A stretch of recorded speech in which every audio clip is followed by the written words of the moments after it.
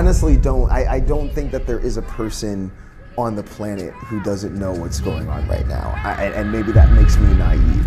I think there are people who know and willfully deny what's going on with our climate and on our planet right now.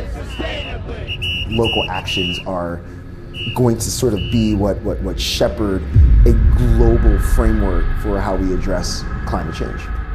The national agenda is defined by people on the ground.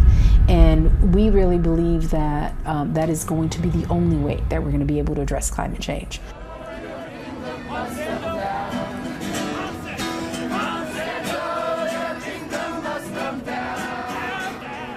You know, if we destroy this, then where do we go? Where do we go?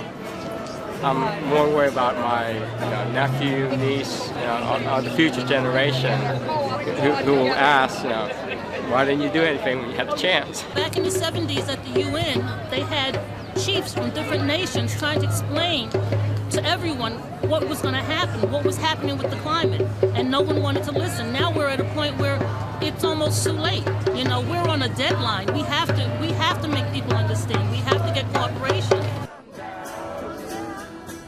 The people that are most at risk of climate change are the people least responsible for creating it.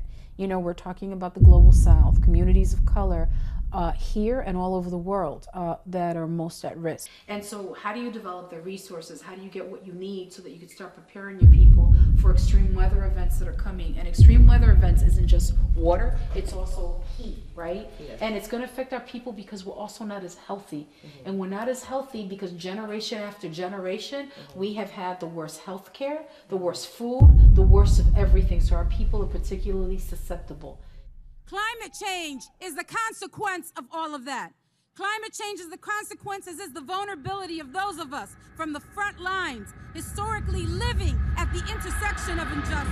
We're building this movement that is an intergenerational, multiracial movement that is based on some principles of building just transitions and building just relationships, because this is going to take all of us. We want to see 100% clean energy by 2030. We want to see 100%. COP21 is the United Nations Global Summit on Climate Change. This really does represent probably the last chance for a global framework. So whether or not government is ready or not, our people are ready. There's going to be activists from all over the world who are also coming to Paris to keep these leaders on task and on notice. We're at a point where we need to have a local, national, and global climate resistance and resiliency project. And that's what I think is about to happen.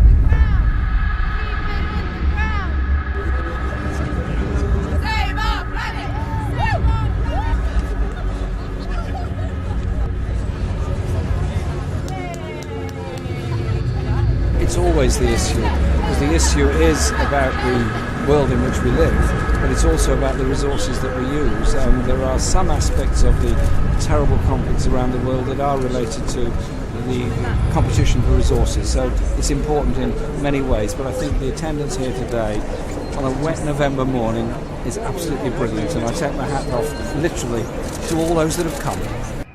The rotten financial system is the cause of all our